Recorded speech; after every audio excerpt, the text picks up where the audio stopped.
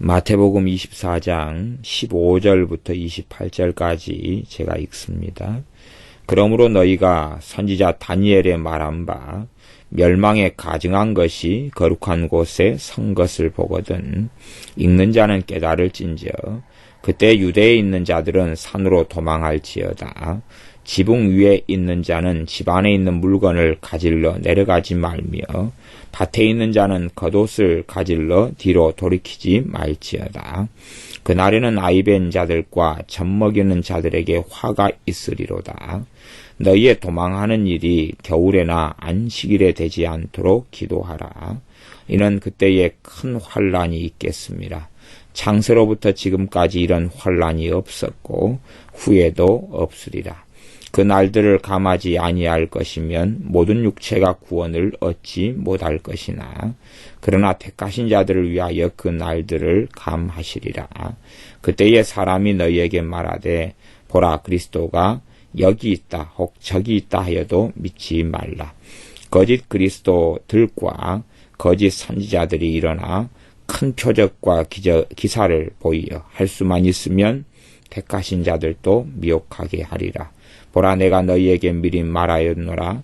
그러면 사람들이 너희에게 말하되 보라 그리스도가 광야에 있다 하여도 나가지 말고 보라 골방에 있다 하여도 믿지 말라.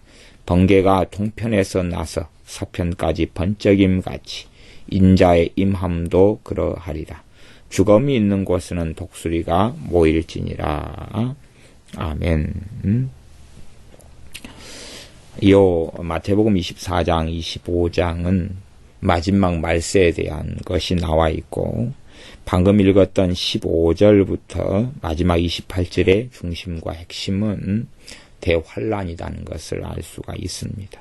그래서 21절에 보면 이는 그때에 큰 환란이 있겠습니다. 대환란 그렇게 말하기도 하고 마태복음 24장 21절로 따르면 큰 환란이다. 어떤 환란이냐 하면 창세로부터 지금까지 이런 환란이 없었고 후에도 없으리라. 말하자면 노아의 홍수, 노아 때에 노아와 합해서 7명, 다 합해서 노아를 합치면 8명이 살아남았던 노아 시대 때 홍수보다 더 큰 끔찍한 환란이 있는데 이런 환란은 이전에도 없었고 후에도 없는 그러한 큰 환란, 대환란이 있을 것이다 말씀합니다. 그래서 대환란에 벌어지는 일, 마지막 주님께서 이제 심판주로서 이 땅에 오실 때에 그때에 7년 동안 이 땅에 대환란이 있을 것인데 그 대환란 때 벌어지는 일이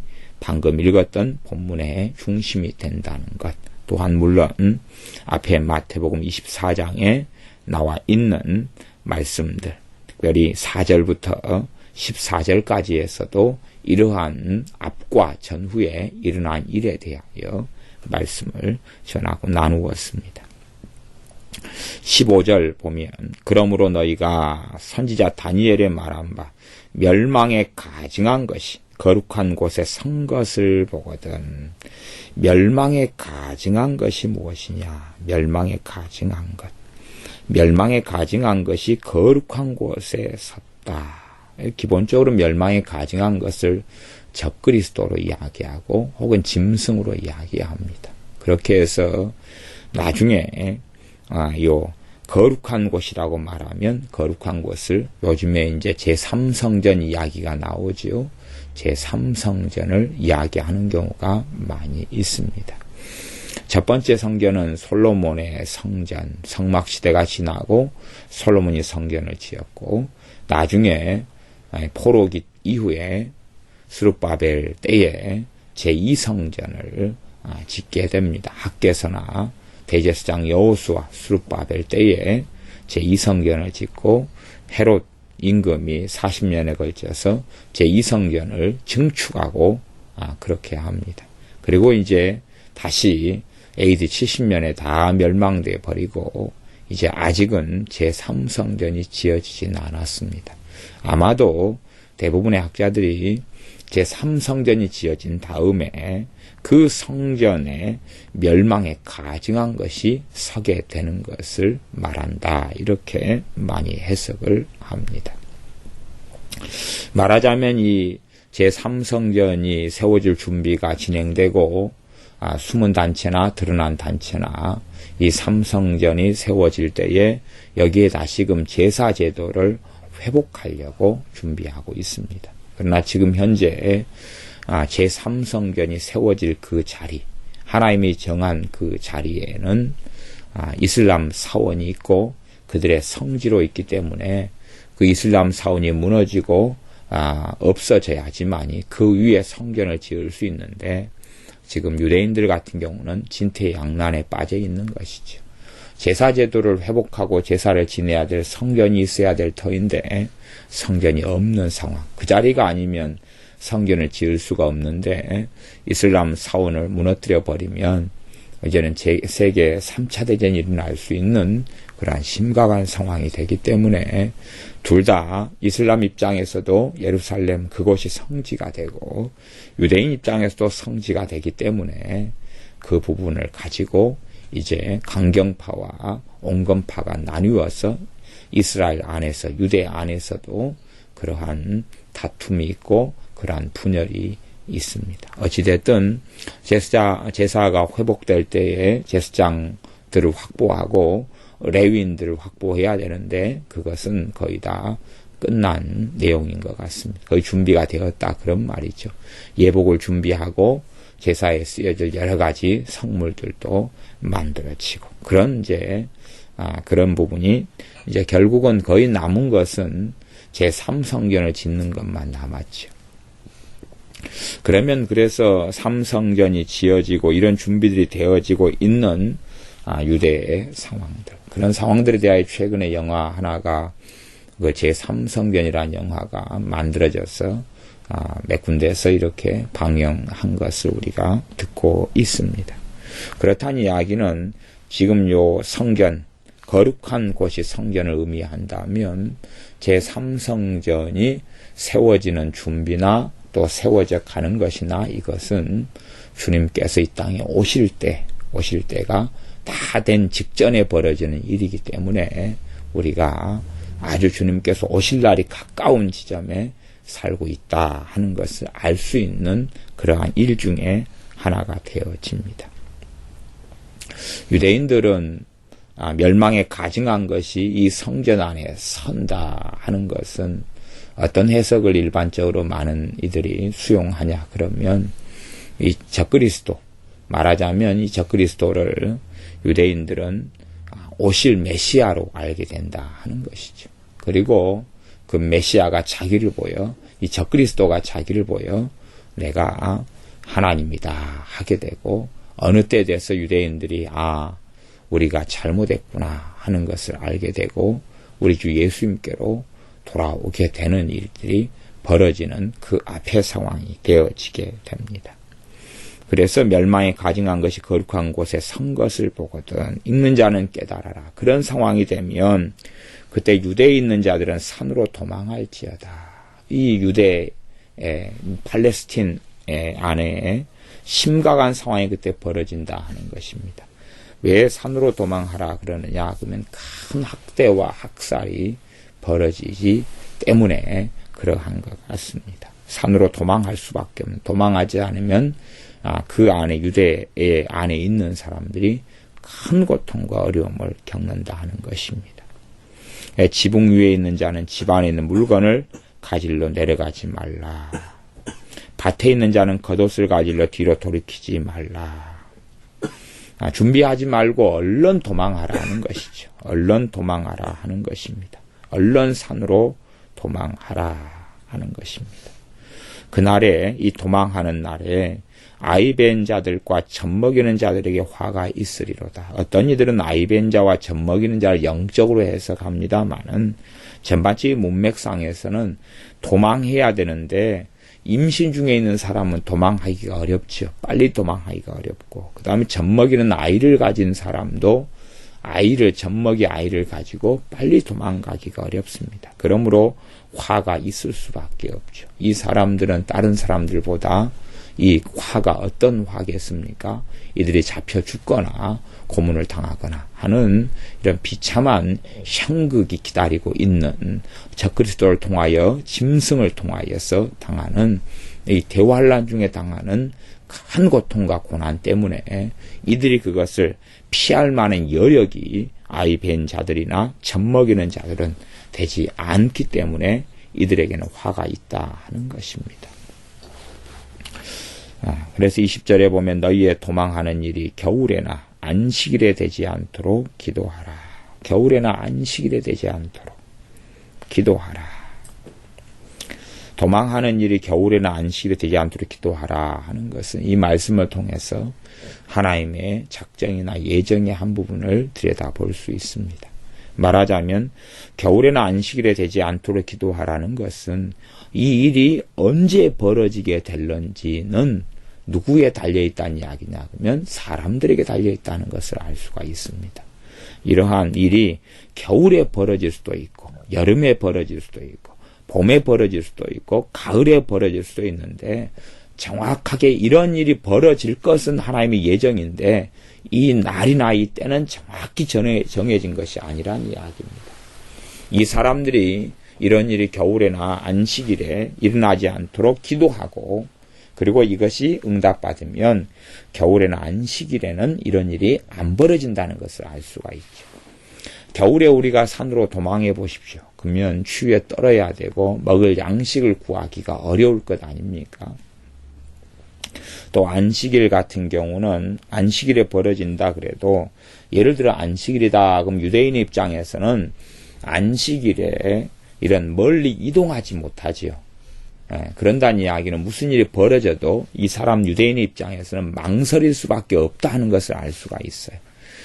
구약 성경 율법에 기록된 대로는 안식일에 움직일 아주 작은 거리만 이동하는 게 가능하고 또 안식일에는 아무 일도 안 하기 때문에 도망할 준비를 안 하게 될 거 아니에요. 차도 운전하지 않을 거고 그리고 또 안일하게 있게 될 것이고 그렇기 때문에 그때 일이 벌어지면 차마 피하지 못할 사람들 주저주저하고 망설이다가 피하지 못하는 이 대환란에 피하지 못하고 휩싸이게 되는 일들이 또 어른들이 주저주저하면 그에 속한 아이들 같은 경우는 함께 피할 수가 없기 때문에 겨울에나 안식일에 이런 일이 되지 않도록 기도하라 하는 것을 알 수 있습니다. 이게 정해진 일이 아니다 하는 거죠. 이러한 사건들, 이러한 멸망에 가증한 것이 거룩한 곳에 서는 것은 정해져 있다 그 말이에요. 그 다음에 그때에 이제 유대에 있는 자들이 큰 환란 속에 들어가게 되죠. 도망한다 그 말은 유대에 있는 자들이 아마도 적그리스도나 짐승에 의해서 큰 고통과 환란을 당한다는 것을 우리가 유추해서 생각해 볼 수가 있습니다. 도망가야 되는데 그것을 위해서 기도해야 된다고 말씀하는 것입니다. 그러한 일이 겨울에나 안식일에 되어지면 더 많은 사람들이 겪게 되는 큰 환란이 있기 때문에 그렇습니다. 21절 이는 그때에 큰 환란이 있겠습니다. 그러죠. 큰 환란이 있겠습니다. 창세로부터 지금까지 이런 환란이 없었고 후에도 없으리라. 이게 마지막 때를 위하여 대환란을 위하여 주님께서 예언하고 말씀하고 계신 것입니다. 얼마나 큰 환란이냐 그러면 심지어는 그 날들을 22절에 감하지 아니할 것이며 이 날들이 줄어드는 것을 감해지지 않으면 모든 육체가 구원을 얻지 못할 것이다. 모든 육체가 구원을 얻지 못할 것이다는 이야기. 아무도 믿음을 지키고 유지할 사람이 없을 것이다 하는 것이죠.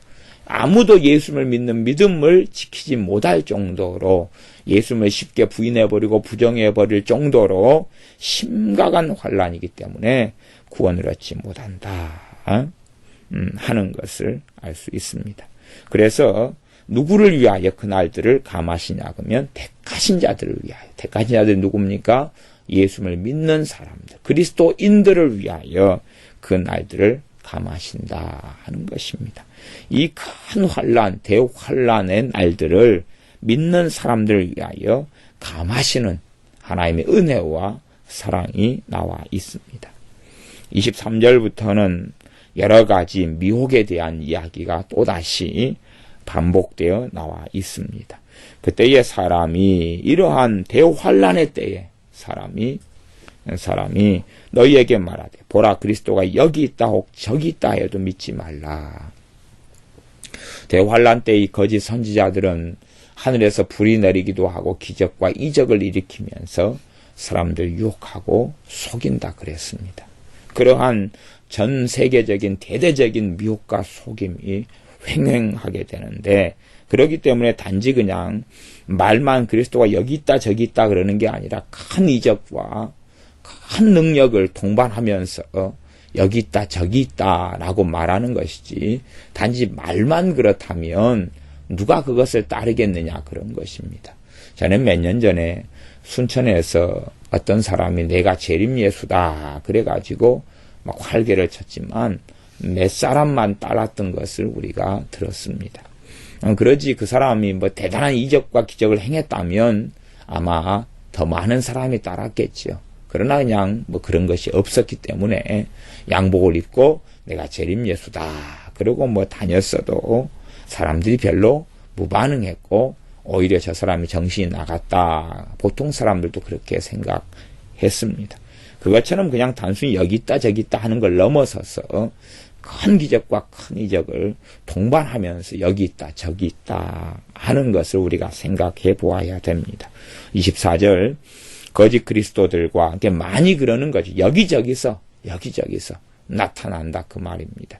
거짓 그리스도들과 거짓 선지자들이 일어나 큰 표적과 기사는 기적입니다. 기사를 보이어 큰 표적과 기사, 말하자면 하늘에서 번개가 치게도 할 수 있고 불이 일어나기도 할 수 있고 허리케인이 일어나기도 만들 수도 있고 아니면 태풍을 일어나게 하거나 멈추게도 할 수 있는 이러한 큰 표적과 기사인 거지, 작은 표적이나 한 개인의 병이 치유되거나 이런 것을 넘어서는 이러한 큰 표적과 기적, 기사라 하는 것을 알 수 있습니다. 보이어 할 수만 있으면 택하신 자들도 미혹하게 하리라. 그러므로 이 거짓 그리스도들과 거짓 선지자 뒤에 누가 있다는 것입니까? 원수 마귀가 있다는 걸 알 수 있습니다. 또 원수 마귀 사탄에게서 짐승이 모든 권세를 양도받고 또 이 짐승이 또 다른 짐승에게 이 권세와 능력을 주고 또 다른 짐승은 거짓 선지자로서 많은 이들을 이러한 666 표를 주고 짐승의 표를 주어서 주님을 배신하게 하고 배반하게 하고 영원한 지옥 속에 집어넣는 일을 행하는 것을 우리는 계시록을 통해서 볼 수가 있습니다. 그래서 할 수만 있으면 택하신 자들도 미혹하게 하리라. 택하신 자들, 그리스도인들조차도 미혹을 당하게 되는 일들이 벌어진다는 것을 전도로 말씀하고 계시는 것입니다. 믿는 사람들 자체까지라도 쓰러지고 무너진다 하는 것입니다. 실제로 어떤 믿는 사람들은 교회 안에 분란과 싸움과 다툼이 있으면 그것 때문에 주님께로부터 등져버리고 주님을 떠나버린 경우도 있습니다. 또한 죄를 짓고 잘못 어그러진 길을 가는 목회자를 볼 때에 주님까지도 안 믿어버리고 떠나버린 일들도 많이 있습니다. 또 실제로 우리 교회 교인이었던 분들 가운데 은혜도 받고 주님도 만나고 주님의 사랑도 체험하고 병도 치유되고 이런 사람들 가운데 불교로 돌아가 버린 사람도 있고 우상 숭배로 돌아가 버린 사람도 있고 세상으로 돌아가 버린 사람들도 있어 왔습니다. 하물며 이러한 큰 환란이나 큰 기적, 큰 표적을 볼 때에 그렇게 미혹되어서 주님을 떠나는 것은 훨씬 더 쉬운 일이 될 것입니다. 그래서 보라, 내가 너희에게 미리 말하였노라. 이런 일이 벌어지기 전에 너희가 경계하고 조심하고 미혹당하지 않도록 내가 미리 말했으니까 잘 기억하고 있어야 된다라고 주님의 사람들에게 말씀하시는 것입니다. 그러면 사람들이 너희에게 말하되 보라, 그리스도가 광야에 있다. 그래서 사람들이 이제 광야로 막 가보는 거지. 근데 이 미혹하는 자, 이 적그리스도는 그리스도라고 흉내내고 거짓 그리스도는 흉내내어서 광야에 가가지고 광야에서 그 사람 말을 들으면 뭐가 임해요? 미혹의 영이 임하지. 미혹의 영이 임해요. 그래서 그를 그리스도로 믿어버리게 되는 일이 벌어진다. 그런 말이에요. 그들의 말에는 큰 권세가 있고 큰 능력이 있기 때문에 그들과 만나고 접촉하고 그들의 말을 들어버리면 주님을 부인하기 쉽게 미혹의 영이 사로잡아 버리고 맙니다. 보라, 골방에 있다 해도 믿지 말라. 그들이 있는 골방에 찾아가면 그들의 얼굴을 보고 말을 듣고 눈빛을 보는 순간에 얼마든지 이때는 강성한 미혹의 영이 역사하기 때문에 미혹에 사로잡혀서 주님을 부인하고 배신하게 되고 맙니다. 번개가 동편에서 나서 서편까지 번쩍인 같이 인자의 임함도 그러하리라. 주님께서 임하실 때 주님의 재림이 번개가 동편에서 나서 서쪽까지 번쩍하는 것처럼, 그것이 이제 어떻게 해석되느냐 하는 것은 여러 가지 여지가 있습니다만, 일반적으로는 모든 사람이 함께 볼 수 있게, 그냥 골방에 이렇게 재림하시는 것도 아니고, 아니면 광야에 어디 재림했다 그러니 만나러 가자 그런 것이 아니라, 번개가 번쩍할 때 여기저기 동편 서편에 있는 모든 사람이 한꺼번에 볼 수 있는 것처럼 주님께서 이 땅에 재림하실 때에 명백하게 모든 사람이 초자연적으로 재림하시는 주님을 볼 수 있다 하는 것입니다. 참 그게 놀라운 것이죠. 왜 놀라운 거냐 하면, 주님께서 예를 들어서 이제 일반적으로는 너희가 가심을 본 그대로 오시리라 할 때에 어떤 사람들이 육적으로 감람산에서 승천하셨으니까 그리 재림하실 것이다 뭐 이런 이야기도 하지만, 이게 가령 이스라엘에 주님이 재림하신다면 반대편에 있는 나라의 사람들은 못 볼 거 아니에요. 아니면 뭐 대한민국의 서울에 재림하신다 그러면 반대편에 있는 태평양 건너에 있는 미국 사람은 못 볼 거 아니에요. 그런데 주님의 재림이 얼마나 초자연적이신가, 전 지구상의 사람들이 보게 되는 일이 벌어진다 하는 것입니다. 재림하시는데 이런 불신자들이든 신자들이든 모르게 되지를 않는다는 이야기죠. 그래서 얼마나 어떠한 능력과 권능으로 주님께 재림하시는지 상상이 되지 않는 이야기가 되죠. 주님을 찌른 자도 보게 될 것이고, 또한 주님을 찌른 자는 과거에 살았던 사람이죠. 그러죠. 과거의 사람이죠. 그런 사람들도 이제 이 사망의 부활, 영벌의 부활 속에 일어나서 주님을 보게 될 것이고, 또한 이 땅에 있는 모든 사람들도 동시다발적으로 재림하시는 주님을 보게 되니까 그 전에 광야에 있다, 그 전에 골방에 있다 그런 이야기를 도무지 믿을 필요가 없다 하는 것입니다. 죽음이 있는 곳에는 독수리들이 모일지니라. 죽음은 시체지요. 시체. 또 짐승의 사체입니다. 썩어 있는 짐승의 사체가 있는 곳에 독수리들이 모인다. 이 말이 무슨 말이냐? 도대체 무슨 말이냐? 미혹에 대한 이야기를 하시는 것처럼 보여집니다. 무슨 말이냐 그러면, 미혹당할 자들이 광야에 그리스도가 있다 그럴 때 따라 나간다 하는 것입니다. 멸망할 자들이 미혹을 당해서 따라 나가서 멸망하고, 골방에 있다 할 때에 유유상종처럼 미혹 속에 살고 있는 사람들이, 주님을 사랑하지 않는 사람들이, 세상을 추구하는 사람들이, 또한 악을 쫓아가는 사람들이 그러한 길에 꼭 이 썩은 시체들이 있고, 또한 짐승의 썩은 사체가 있을 때 독수리가 내려앉아서 먹는 것처럼, 그렇게 그런 곳에 독수리가 찾아가는 것처럼 비진리가 있고 악이 있고 미혹하는 이 적그리스도가 있고 거짓 선지자들이 있는 곳에 사람들은 찾아가서 미혹되어져서 결국은 다시는 주님께 돌아오지 못하는 그런 일들을 겪게 된다라고 말씀하는 것입니다. 그러므로 마지막 날, 마지막 때, 대환란 때 이런 일이 벌어져 갑니다. 점점 미혹이 주님 오실 때 가까워져 올수록 더 심해지고 더 심해집니다. 그러므로 평안의 때에 우리가 주님을 신실하게 믿는 더 깊은 믿음 가운데 있어야 되고, 평안의 때에 우리가 무엇보다 하나님의 말씀을 사모하고 말씀의 은혜 속에 말씀의 능력을 체험하며 살아가야 됩니다. 우리의 믿음이 성장하는 것은 주님의 말씀, 하나님의 말씀을 통하여 믿음이 성장하지, 하나님 말씀이 없이 어떻게 깨어있는 삶이 가능하고, 하나님 말씀이 마음속에 심령 속에 새겨지지 않고 어떻게 주님과 동행하는 삶이 가능하겠습니까? 그러므로 신자들은 하나님 말씀을 정말로 간절한 마음으로 사모하고 주님의 도우심과 성령 하나님의 도우심을 통하여 말씀의 달콤한 은혜 속에 하나님의 말씀으로 살아가는 삶 속에 들어갈 때에만이 평안의 때에 또한 환난이 찾아오기 전에 아주 강건하고 튼튼한 믿음이 될 것이고, 그렇게 할 때 주님께서는 반석 위에 지은 집은 홍수가 나고 창수가 나도 무너지지 않는다 하는 주님의 말씀을 경험하게 되어질 것입니다. 우리가 기도와 말씀으로 무장하고 기도와 말씀으로 살고, 그러므로 우리가 기도와 말씀을 통해서 우리에게 임하시며 그의 영으로 함께 하시는 주님과 동행하고 성령 충만한 삶을 삶으로 어떤 환난의 때가 온다 할지라도 흔들림이 없는 견고한 믿음의 사람들이 되어져야 합니다. 기도하겠습니다. 아버지 하나님, 우리가 하나님의 말씀에 뿌리를 내리고 그래 함으로 말씀을 통하여 100배, 60배, 30배의 결실을 맺어 장성한 믿음의 사람들이 되게 하여 주시옵소서. 눈에 보이는 표적과 기적 이전에 하나님의 말씀을 통하여 주님과 만나고 주님을 알고 우리가 주님을 아는 일에 마음을 다하고 전력을 다하여 주님을 닮아가는 우리가 되게 하여 주시옵소서.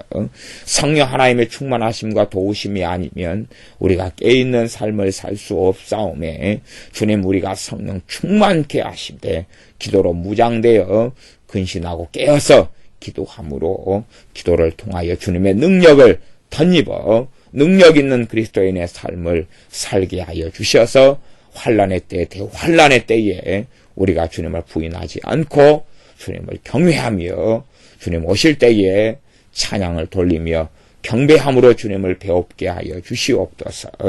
예수님의 이름으로 기도하옵나이다. 아멘.